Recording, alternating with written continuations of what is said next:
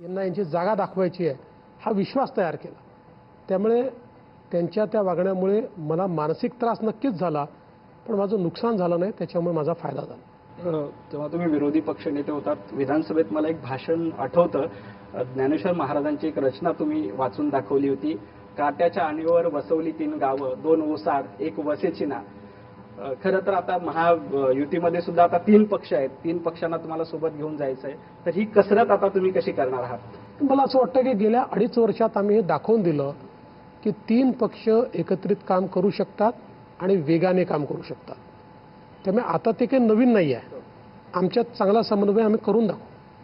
आणखी एक, आपण लोकसभेला राज ठाकरे यांनी पाठिंबा दिला महायुतीला, विधानसभेत राज ठाकरेंना फार यश मिळालं नाही, परंतु काल त्यांनी जाहीरपणे अभिनंदन केलं आणि आम्ही सरकारसोबत राहू। तर भविष्यामध्ये येणाऱ्या काळात मुंबई महापालिकेच्या निवडणुका आहेत, या सगळ्याच्या पार्श्वभूमीवर राज ठाकरे आणि महायुती असं काही वेगळं कॉम्बिनेशन होऊ शकतं? खरं म्हणजे तुम्ही बघा की मुळात लोकसभेमध्ये त्यांनी आम्हाला खुल्या दिलाने पाठिंबा दिला होता आणि आम्हाला फायदा देखील त्याचा झाला।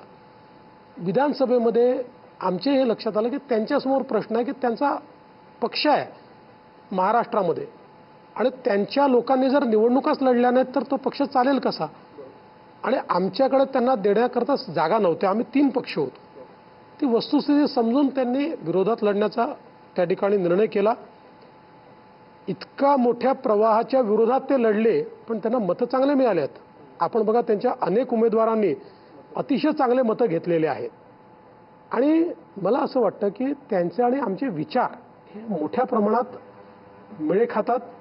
त्यामुळे सरकारसोबत त्यांना ठेवण्यात आम्हाला निश्चितपणे रस आहे, आम्हाला आनंद आहे आणि महापालिकेच्या निवडणुकीमध्ये जिथे शक्य असेल तिथे आम्हाला सोबत येता आलं तर आम्ही प्रयत्न करू।